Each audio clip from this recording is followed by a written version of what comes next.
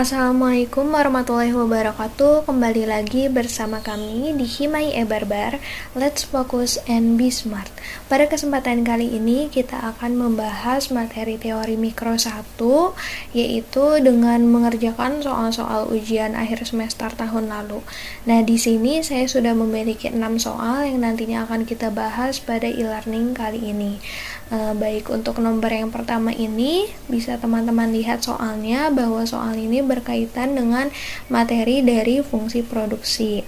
Nah, untuk yang pertama perlu teman-teman ketahui definisi dari return to scale. Jadi, secara singkatnya tuh return to scale adalah persentase perubahan output sebagai akibat persentase perubahan input tertentu.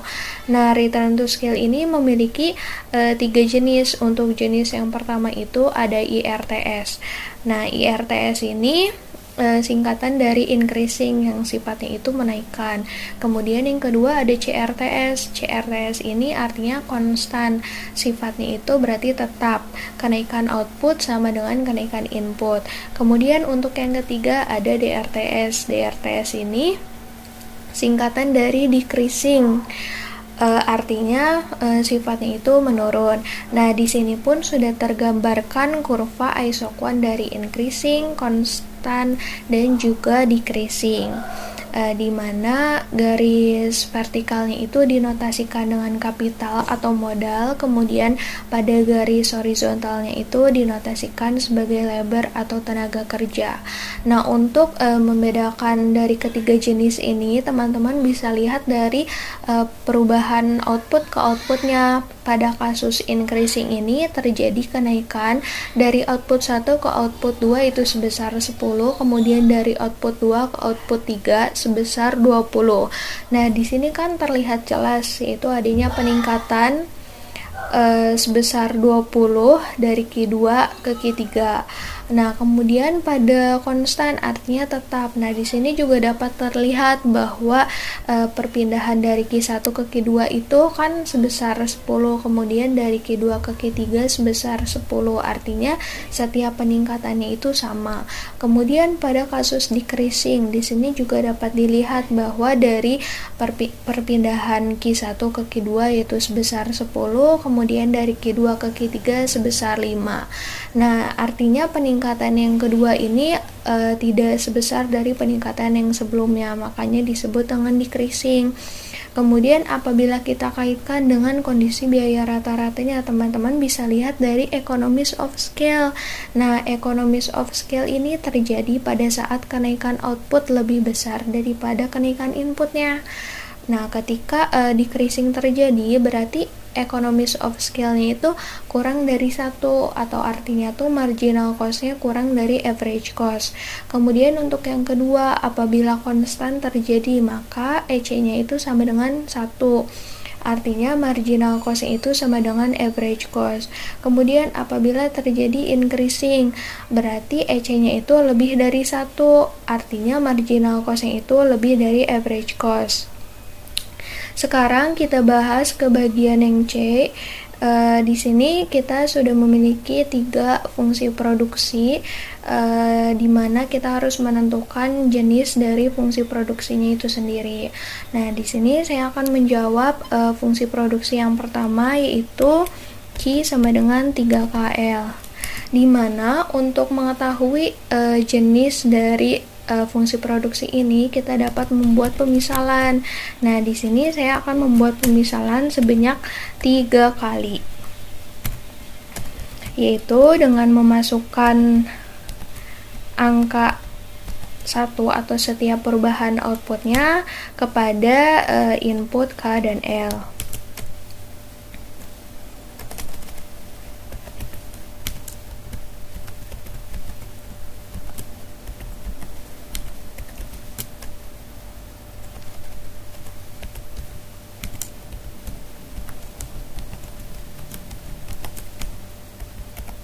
Oke, di sini kan sudah terlihat nih bahwa dari Q1 ke Q2, kemudian dari Q2 ke Q3 adanya peningkatan dari 3, 12, kemudian 27. Artinya sifat dari fungsi produksi Q sama dengan 3KL ini dapat kita simpulkan bahwa sifatnya itu increasing atau menaik. Kemudian kita lanjut ke nomor yang kedua. Baik, untuk yang nomor yang kedua ini kita berbicara mengenai economies of scope dan juga diseconomies of scale. Di sini ada definisi dari economies of scope. Definisi secara singkatnya itu adalah di mana satu perusahaan memproduksi lebih dari satu jenis barang. Nah, adapun contoh dari economies of scope yaitu seperti PT Traveloka, Grab, Gojek, dan masih banyak lainnya. Nah, PT Traveloka ini sudah mencapai economies of scope karena Traveloka itu menyediakan beberapa macam jasa layanan yang dapat dibilang lengkap dengan harga yang murah karena sudah bekerja sama dengan seluruh maskapai, hotel, tempat wisata, dan lain-lainnya. Kemudian keuntungan dari economies of scope yang pertama itu menggunakan modal tenaga kerja yang sama, yang kedua perusahaan bisa membagi time managementnya, kemudian yang ketiga itu bisa menggunakan tenaga kerja dengan keahlian dan teknologi yang sama. Lalu di sini ada definisi dari diseconomies of scale. Diseconomies of scale itu adalah suatu titik di mana peningkatan skala usaha perusahaan mengakibatkan peningkatan biaya rata-rata. Misalnya, ketika menambah output 2 kali lipat membutuhkan biaya yang lebih dari 2 kali lipat. Artinya, kenaikan output tuh kurang dari kenaikan input. Kemudian di sini ada faktor pendorongnya. Yang pertama itu adanya kesukaran dalam pengendalian dan controlling. Yang kedua itu adanya keputusan yang lamban, dan yang ketiga ada kekurangan motivasi karyawan. Lalu kita lanjut ke nomor yang ketiga. Di sini sudah tertuliskan ciri dari pasar persaingan sempurna.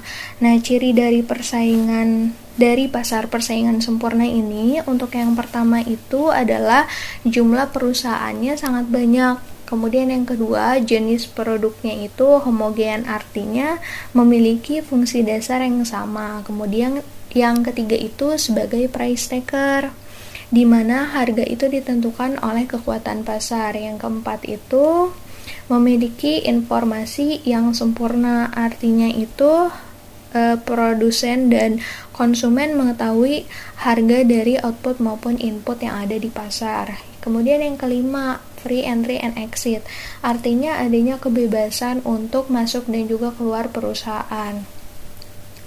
Lalu, jelaskan mengapa perusahaan yang berada dalam pasar persaingan sempurna memiliki kurva yang mendatar. Nah, kurva permintaan itu berbentuk mendatar karena dalam pasar persaingan sempurna ini, produsen itu hanya berperan sebagai price taker, atau harga itu ditentukan oleh kekuatan pasar. Jadi, produsen itu tidak mempunyai kendali atas harga pasar dan sama sekali tidak memiliki daya monopoli. Berapapun kuantitinya, harga tidak akan berubah. Makanya kurva permintaan itu mendatar. Kemudian pada bagian C, buktikan secara matematik atau grafik bahwa tingkat output yang memaksimumkan profit terjadi pada saat MR sama dengan MC. Nah, di sini sudah terlihat penjelasan secara sistematisnya. Jadi sebenarnya langkah pertamanya itu kan rumus dari laba itu V sama dengan TR dikurangin TC. Nah, V sama dengan TR dikurangin TC ini dikalikan dengan delta, makanya nanti hasilnya akan menjadi delta V sama dengan delta TR dikurangin delta TC. Nah, setelah itu semua persamaan ini kita bagikan dengan delta Q, makanya nanti hasilnya akan menjadi seperti ini. Delta V per delta Q sama dengan delta TR per delta Q dikurangin delta TC per delta Q sama dengan 0. Nah, setelah itu delta TR dibagi delta Q yaitu MR, kemudian delta TC dibagi delta Q yaitu MC sama dengan 0. Lalu setelah tertulis sama dengan MR dikurangin MC sama dengan 0 ini, kita dapat melakukan perpindahan ruas. Nah, di sini dapat terbukti bahwa MR itu sama dengan MC. Lanjut ke nomor yang keempat. Di sini ada soal matematik. Biasanya langkah pertama yang harus kita lakukan itu kita menuliskan diketahuinya terlebih dahulu agar kita dapat dimudahkan untuk menjawab soal-soal nantinya. CV Bahagia adalah perusahaan yang memproduksi suatu barang dan perusahaannya sebagai pengambil harga atau price taker, di mana MR sama dengan P sama dengan 38. Diketahui bahwa fungsi biaya total perusahaan ini adalah TC sama dengan 100 ditambah 6Q ditambah 2Q kuadrat. Nah, dari informasi di atas, tentukanlah pada bagian A tingkat output yang memaksimumkan profit. Oke, di sini kan kita sudah tertulis ya, diketahuinya itu MR sama dengan P-nya sama dengan 38, kemudian untuk TC sama dengan 100 ditambah 6Q ditambah 2Q kuadrat. Oke, kita tuliskan 2 terlebih dahulu kan ya. Kemudian pada bagian A ditanyakan tingkat output yang memaksimumkan profit. Nah, rumus dari laba yang maksimum itu kan MR sama dengan MC. Di sini kita dapat memasukkan angkanya saja yang sudah tertera pada soal, di mana MR-nya sudah diketahui yaitu sebesar 38. Nah, kemudian untuk mencari MC nih, karena berhubung di sini hanya tertulis total cost-nya saja, artinya kita harus mencari marginal cost-nya ini berapa. Nah, untuk mengetahui marginal cost ini, kita dapat melakukan penurunan dari total cost, sehingga menjadi 6 ditambah 4Q. Pasti teman-teman udah tahu kan ya, turunan itu seperti apa. Nah, pangkat dari Q ini kita turunkan ke bawah, kemudian dikalikan dengan 6, lalu pangkat dari Q ini dikurang dengan 1, makanya jadi 6. Kemudian setelah kita masukkan angka-angka dari MR dan MC ini, kita dapat melakukan perpindahan ruas sesuai dengan jenisnya, di mana menjadi min 6 ditambah 38 sama dengan 4Q. Kemudian min 6 ditambah 38 yaitu 32 sama dengan 4Q. Kemudian Q yaitu 32 dibagi 4 menjadi 8. Nah, sekarang kita lanjut ke bagian yang B, yaitu apakah pada tingkat output tersebut perusahaan mendapatkan laba positif? Jika tidak, coba hitung besarnya kerugian tersebut. Kemudian pada bagian C, jika perusahaan menderita kerugian, apakah perusahaan dapat melanjutkan usaha atau menutup usahanya? Kemudian jelaskan. Baik, jadi untuk mengetahui perusahaan mendapatkan laba positif dan untuk mengetahui lanjut usaha atau tidaknya, kita dapat melakukan perbandingan antara TR dengan TC. Nah, di sini untuk TR, rumus dari TR itu sendiri adalah P dikali Q, di mana P ini itu sudah diketahui yaitu 38. Kemudian untuk Q-nya juga sudah kita dapatkan dari MR sama dengan MC ini yaitu 8, sehingga dapat kita totalkan menjadi 304. Kemudian untuk TC-nya, nah untuk TC-nya persamaannya di sini sudah ada nih, 100 ditambah 6Q ditambah 2Q kuadrat. Kemudian kita masukkan variabel Q ini ke dalam persamaan TC sehingga menjadi seperti ini, lalu hasilnya 276. Nah, di sini kita dapat melakukan perbandingan di mana TR-nya itu lebih besar daripada TC. Artinya ketika total revenue-nya lebih besar dari total cost, artinya itu labanya positif, otomatis lanjut usaha. Nah, ini untuk menjawab pertanyaan dari yang bagian C-nya. Nah, lain halnya jika terjadinya laba yang negatif, berarti total revenue-nya itu lebih kecil dari total cost ya teman-teman. Selanjutnya kita beralih ke nomor yang kelima. Nah, di nomor yang kelima ini kita berbicara mengenai pasar monopoli, di mana ada ciri-ciri dari pasar monopoli. Untuk yang pertama itu jumlah pelaku usahanya hanya terdiri dari 1. Kemudian yang kedua, jenis produknya itu cenderung eksklusif. Kemudian yang ketiga, barrier to entry cenderung diblokade atau tertutup kemungkinan perusahaan untuk masuk. Kemudian yang keempat, perusahaan sebagai price maker, yaitu sebagai penentu harga. Kemudian ada faktor yang menjadi barrier to entry. Yang pertama itu limit legalitas diatur dalam undang-undang. Yang kedua, hambatan teknologi tinggi yang mengakibatkan sulitnya menciptakan produk yang serupa. Kemudian yang ketiga, hambatan modal itu besar untuk menciptakan produk yang serupa. Lalu pada bagian C ditanyakan, penentuan harga di pasar monopoli juga dipengaruhi oleh elastisitas permintaan dari produk yang dihasilkan. Jelaskan pernyataan tersebut. Jadi begini teman-teman, maksudnya itu kan pasar monopoli merupakan pasar yang memiliki ciri sebagai price maker atau sebagai pembuat harga.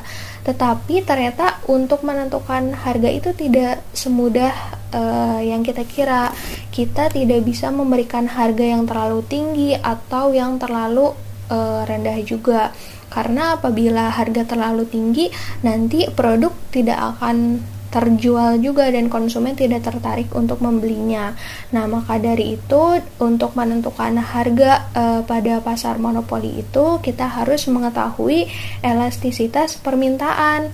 Apa sih kira-kira yang sedang diminati oleh masyarakat sehingga dapat meningkatkan konsumsi masyarakat, dan pasar monopoli pun dapat menentukan harganya itu sendiri. Nah, dimana ketika permintaannya sedang tinggi, maka harga pun akan ikutan tinggi. Kemudian sebaliknya apabila permintaan turun, maka harga pun akan turun. Jadi seperti itu teman-teman. Selanjutnya kita masuk ke pembahasan yang ke-6. Nah, di nomor ke-6 ini merupakan soal matematis juga, di mana langkah yang pertama harus kita lakukan itu adalah dengan menuliskan diketahuinya. Suatu perusahaan menghadapi kurva pendapatan rata-rata sebagai berikut, di mana P sama dengan 100 Ki min 0,04 Ki, di mana Ki adalah produksi per bulan dan P adalah harga. Fungsi biaya perusahaan adalah total cost sama dengan 40 Ki ditambah 10.000. Asumsikan bahwa perusahaan memaksimalkan laba. Nah, pada bagian A, tentukan tingkat produksi yang memaksimalkan laba perusahaan. Tadi kan teman-teman sudah tahu ya bahwa rumus dari laba yang maksimal itu ketika tercapainya MR sama dengan MC. Nah, di sini sudah diketahui bahwa P sama dengan MR itu sebesar 100 Ki dikurangin 0,04 Ki. Kemudian untuk mencari MC juga tadi teman-teman pastinya sudah paham kan, karena di nomor 4 tadi sudah kita jelaskan bahwa ketika diketahuinya TC kemudian ditanyakan MC, kita dapat melakukan penurunan terlebih dahulu, di mana nanti hasilnya dari penurunan 40 Ki ditambah 10.000 ini menjadi 40. Nah, setelah tertuliskan angka-angka dari MR dan MC ini, kita dapat melakukan perhitungan. Karena berhubung di sini jenisnya sudah sama, kita dapat melakukan perhitungan langsung, di mana 100 Ki dikurangi 0,04 Ki itu sama dengan 99,96 Ki sama dengan 40. Lalu kita bagikan 99,96 ini dibagi dengan 40. Makanya nanti hasilnya akan kita ketahui, yaitu Ki-nya sebesar 0,4001. Kemudian kita mencari P-nya. Untuk mencari P-nya ini di sini kan sudah tertulis tuh bahwa P sama dengan 100 Ki min 0,04 Ki. Nah, kita dapat memasukkan si variabel Ki ini yang sudah kita dapatkan ke dalam persamaan yang P, sehingga menjadi seperti ini bentuknya. Lalu kita hitung dan hasil akhirnya menjadi 40.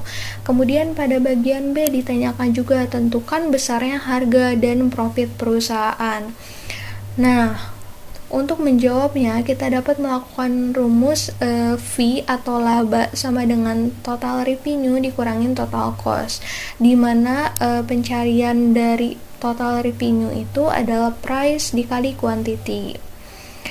Nah, untuk P-nya sudah kita dapatkan, yaitu sebesar 40, dan untuk Q-nya pun sudah kita dapatkan, yaitu sebesar 0,4001, sehingga hasilnya itu sebesar 16,004.